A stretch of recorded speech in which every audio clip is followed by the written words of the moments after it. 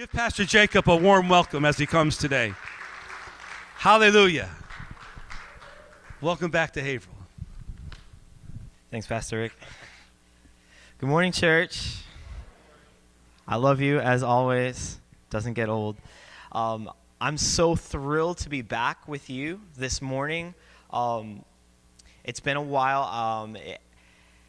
2013, I left Haverhill. God has done some exciting things, and as much as I was able to bless this church and build it up, as all of you are blessing this church continuously, I'm sure, I really want to thank you again for your blessing and sending me off well, sending me off loved and blessed, and it was really incredible, my time here in Haverhill, my time here at NLC. And so I just want to thank you again, all those that have known me and who've spoken into my life and who have blessed me in more ways than I can describe right now. But so I want to discuss today, well, first I'll start off by telling you a little bit of what I've been through since I've been gone.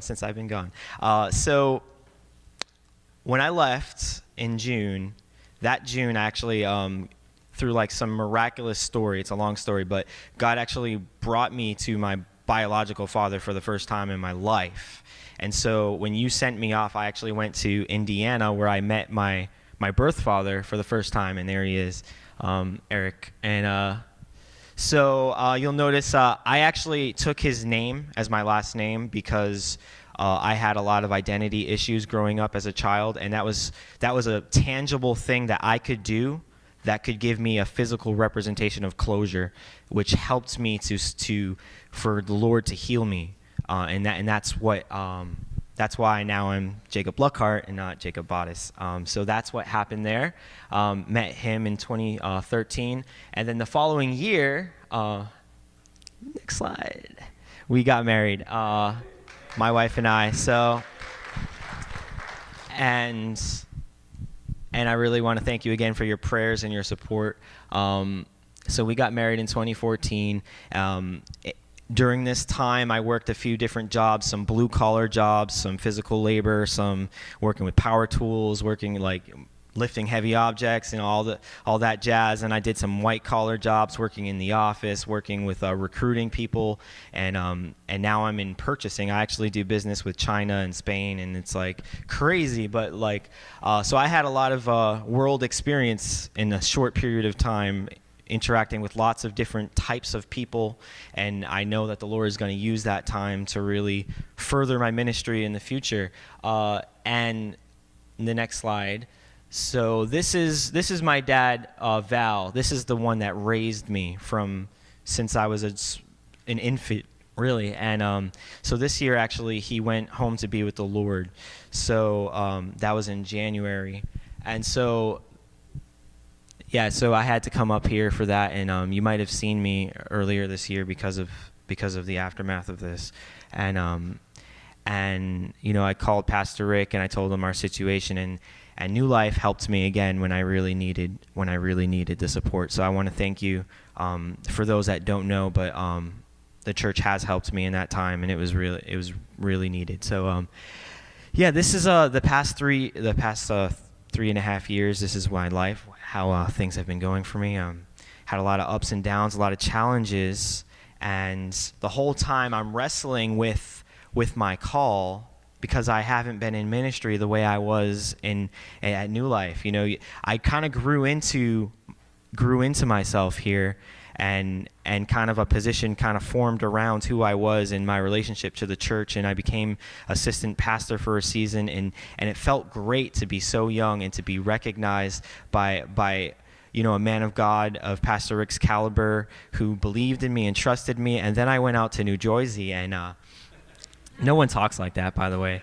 I went out there, and nobody knew who I was, and nobody cared who I was, and nobody, you know, the Assemblies of God is blessed with many schools, many institutions of higher learning, and Zion, now North Point, is a very important school. It's got a rich legacy, and we love it. But you know, in New Jersey, there's a more local school that people actually. It's kind of like the Red Sox Yankee thing. It's kind of like So while I'm thinking like, I come from a good church, I come from a great school, and people are just like, we don't know that school, we don't know that church, we don't know you, and I'm wrestling with God about, God, doors should be opening up for me because I'm a good person, right? I think so. Like, at least I think I am, and that actually is what we're going to talk about today. What the Lord has really spoken to me in the past few years about, what is a good person? A lot of people think, I'm a good person. A lot of people think I'm a good person, so I can make it to heaven because I'm a good person. Well, why are you a good person? And so I want to talk about different types of good people in the Bible. Good people. People who think they're good. People who might be good. People who are good. And so if you'll turn with me in your Bibles to Luke chapter 15, we're going to look at our first person. And this is somebody that Pastor Rick preaches about all the time.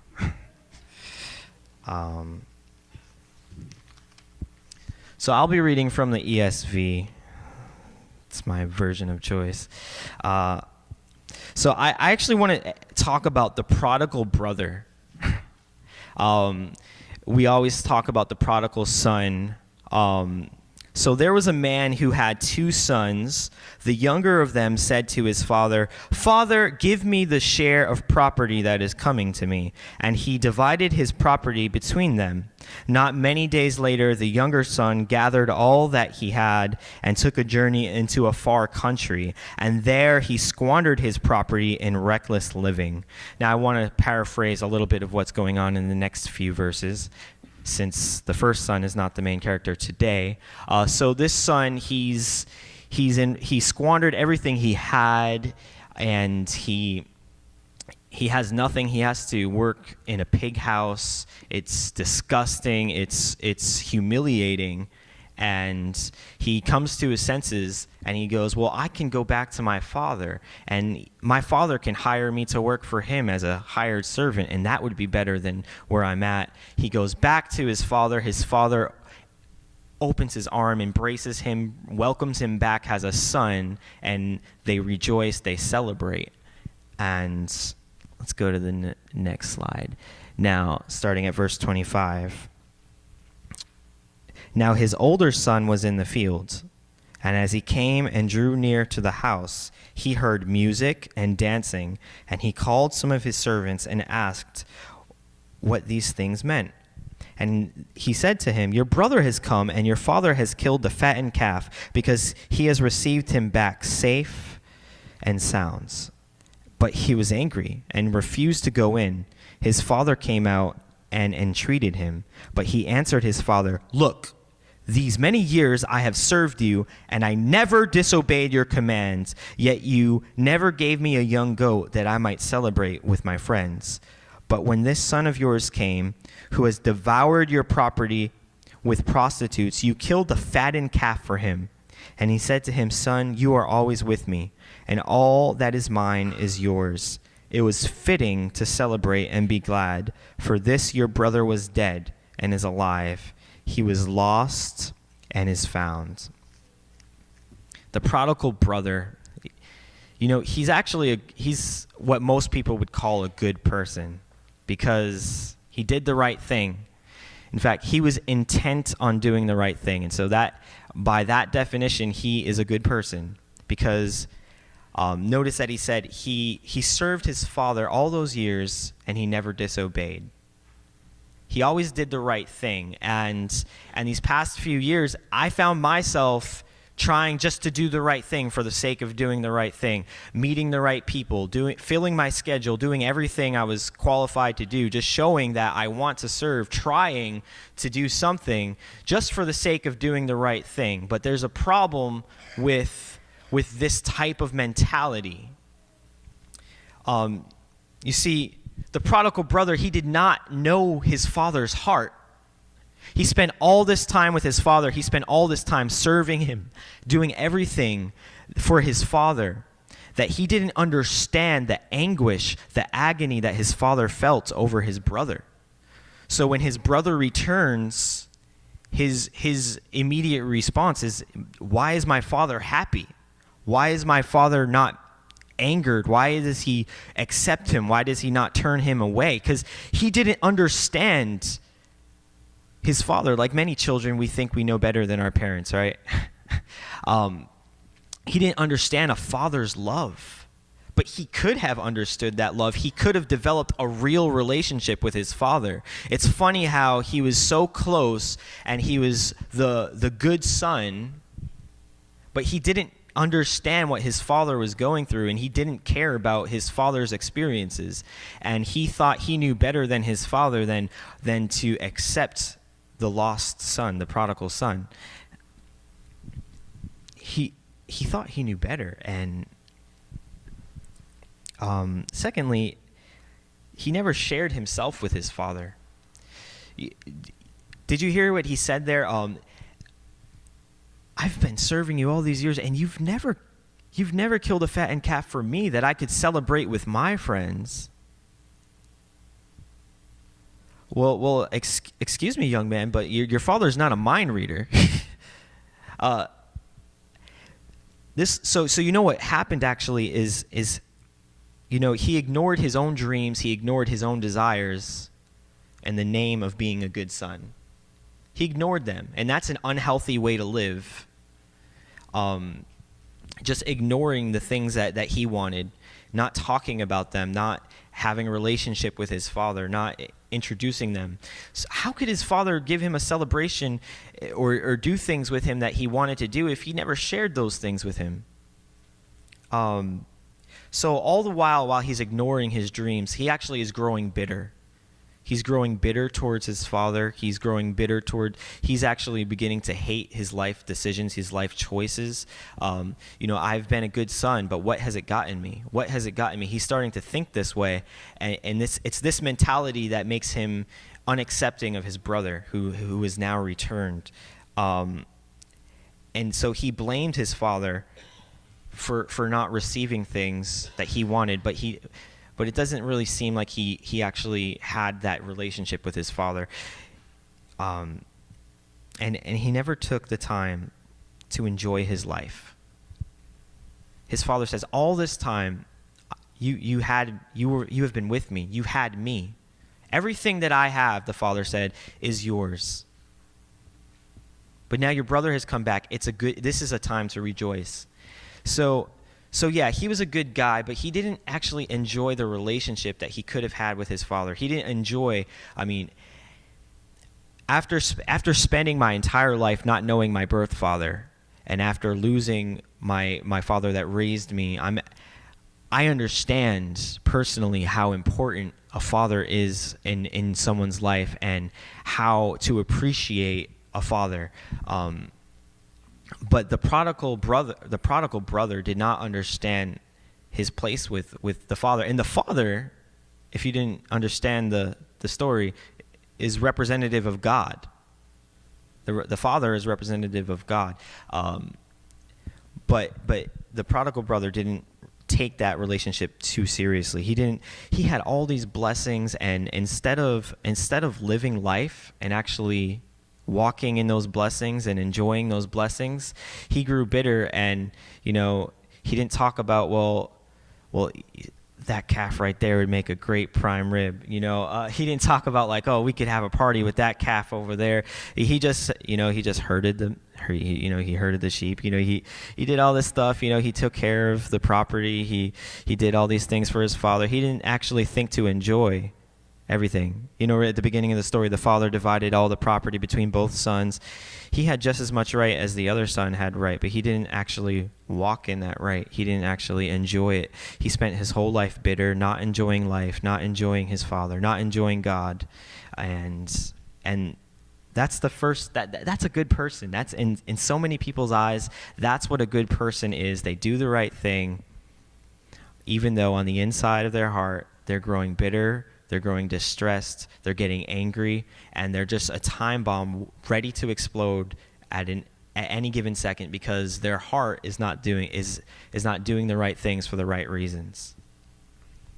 So, good people, the prodigal brother. All right, the next good person, we're actually going to turn to Matthew chapter 25.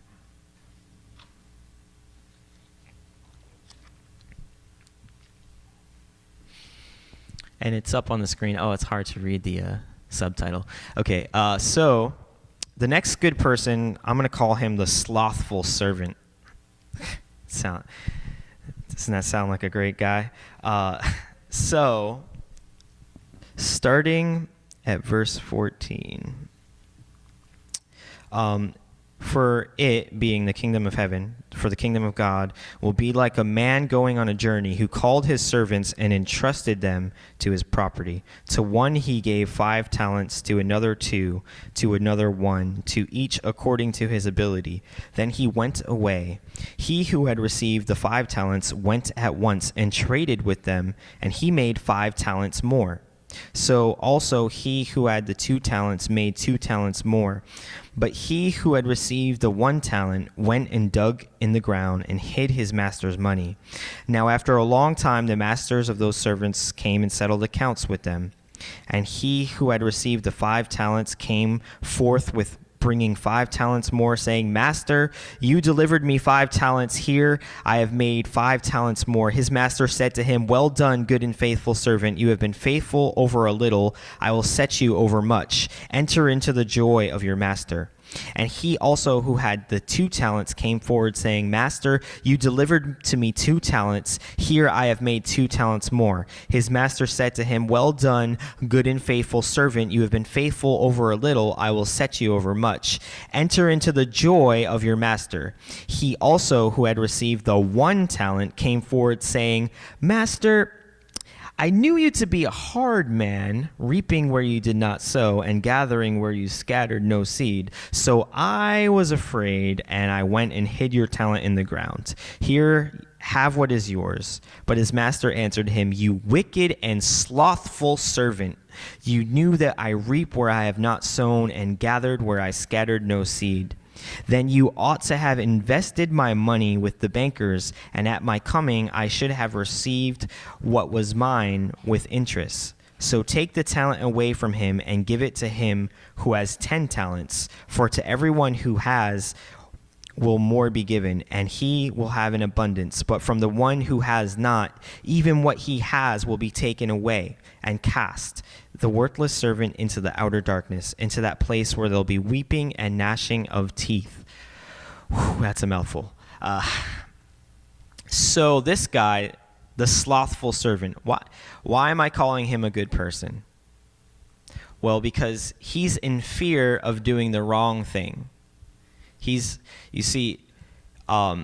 might not do all the right things. He might not do everything that he's supposed to do, but there are certain things that he's not going to do. Like his master gave him 1 talent, which is a unit of money, so a sum of money, and he did not lose that money.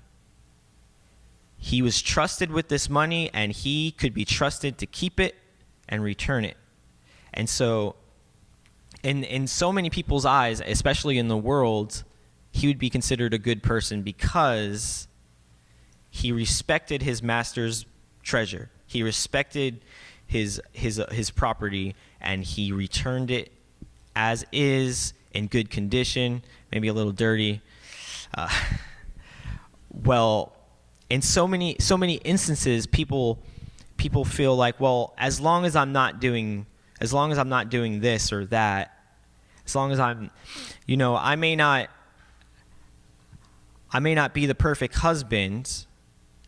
But at least I'm not cheating on my wife. I might look at some things that I shouldn't be looking at, but at least I'm not cheating on my wife with another woman. People put up these other ideas of where the line is, and they're just, well, I'm not going to do that. I'm afraid of doing that because once I do that, I'm no longer a good person. But as long as I stay away from that, I can still be a good person. The slothful servant actually spends his time comparing himself with others. They compare themselves with, well, those other guys. Growing up in the neighborhood I grew up in with lots of derelict people, with lots of shady characters, I could be justified saying, well, I didn't end up dealing drugs. I didn't end up doing this. I didn't end up doing that. So by that regard, I could be considered a good person. They would all consider me a good person just because of those things alone. Because at the bottom, as long as you're not doing those bad things, you're a good person. That's just how the world looks at it. And this guy, he thought he was good. He thought that he actually thought he could go back to his master and give him back the one talent, and everything would be just awesome, and it's all gravy, baby. But you know what? Actually, what his character has actually shown is that he did not trust the master's judgment.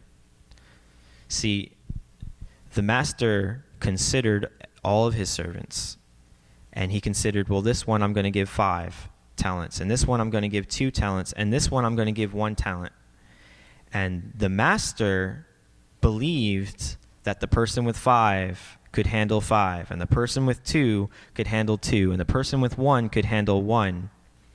But the slothful servant decided, well, my master would have been better trusting dirt than trusting me. See, the master saw something in the slothful servant that the slothful servant could not see in himself. But instead of trusting in his master, he doubted his own abilities and self-worth.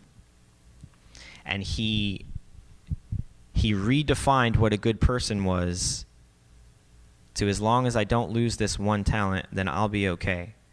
And I found myself in the past couple years being in situations where I've been ministering with people and ministering with under people who had authority over me, because leading groups and people without a Bible education.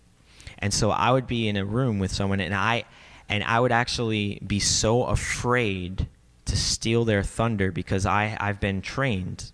I have an excellent training, because Zion is a great school. North Point is a great school. And so, but I would actually be afraid to steal their thunder, because I want to respect the spiritual authority in the room. So I would actually shut my mouth at times when I feel like the Lord actually wanted me to speak up. So we do it all the time. We're afraid of doing something wrong, so we actually don't actually step out and do the things that the Lord wants us to do. We're like that slothful servant. We're like, we have good motives. We have great motives. We have great intentions, but we actually we don't have hindsight. We don't see it through. We don't see the end. We don't actually see how we're missing the mark. That's the slothful servant. And the last person, I'm actually going to take you back to Luke chapter 10, starting at verse 38. And we're gonna talk about a couple sisters real quick, if that's all right.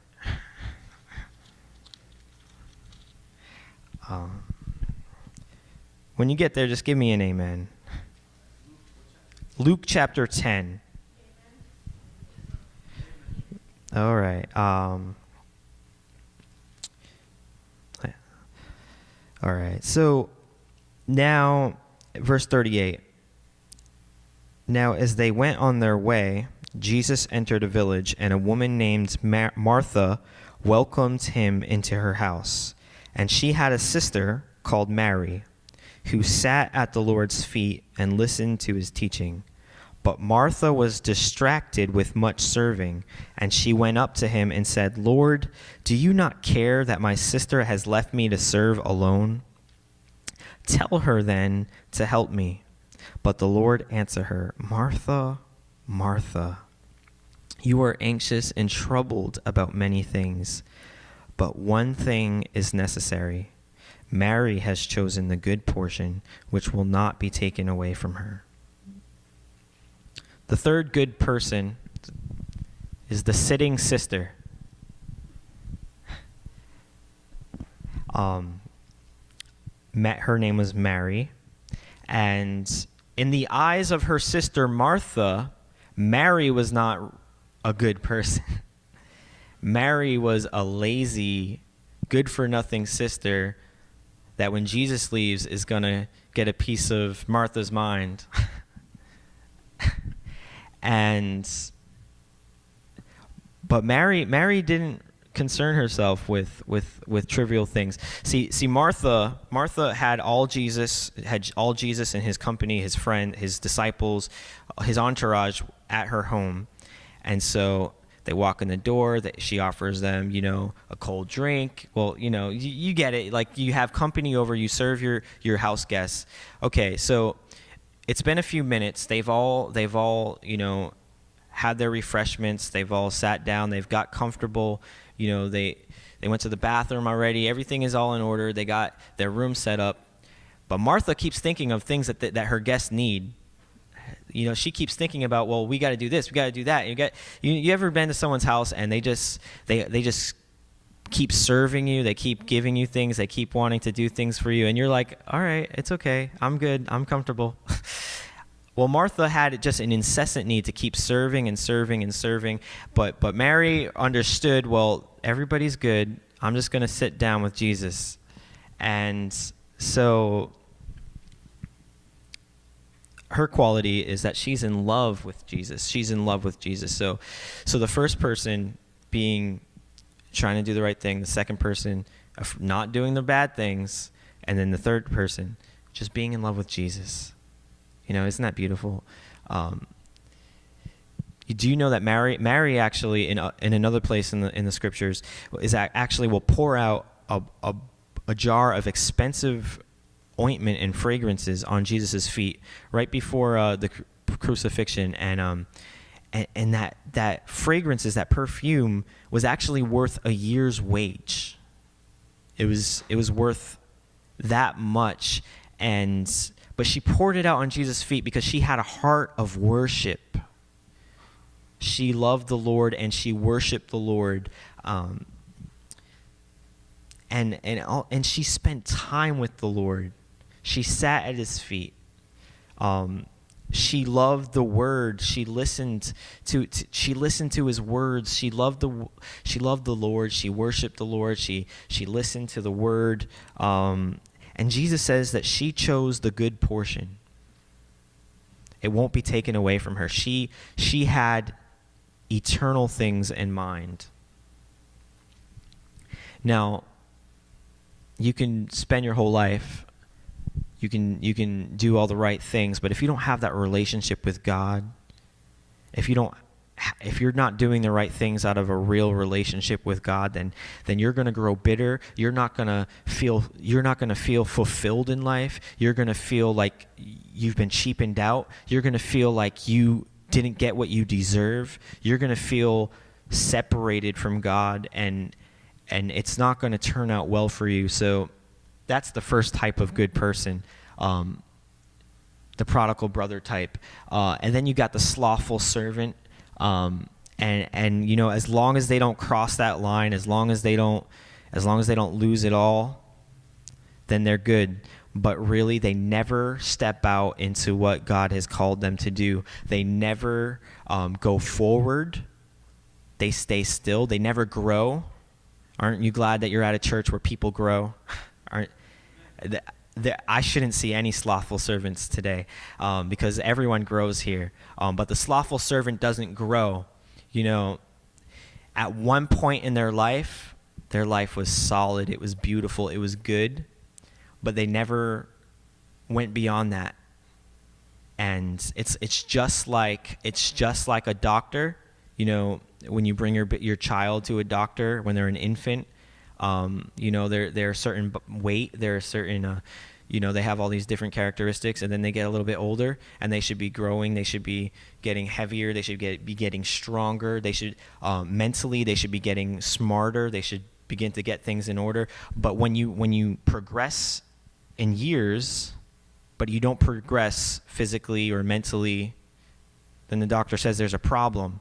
So this is, at one point, the slothful servant might have been a good person, but they lost it somewhere. But then the sitting sister, just being in love with Jesus, that's all you need. That's all you need. She worshiped him. She spent time with him. She got into the word, and her life, she would do good things too. she would actually do, because out of that relationship, she's going to obey the Lord. Out of that relationship, she's going to do great things. She might mess up a few times. She might make some mistakes, but she's not afraid to make mistakes because she enjoys her life. Because she enjoys her life with the Lord, and she trusts the Lord that if she makes a mistake, he will correct her and he will re-guide her, redirect her. And so out of these three people, which one are you? Where are you at? Are you doing the right thing out of obligation? Are you staying away from sin out of fear? Or are you enjoying life with the Lord and allowing him to work through you?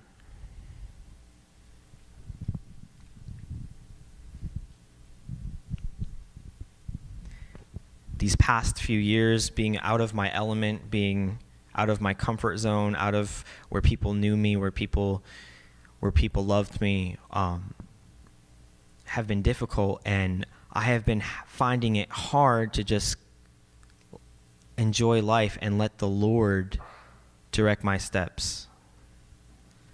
I've been trying to put things in motion. I've been trying to speed up God's plan. I've been trying to stay away from things that I felt were inappropriate or would be sinful for me to walk out into.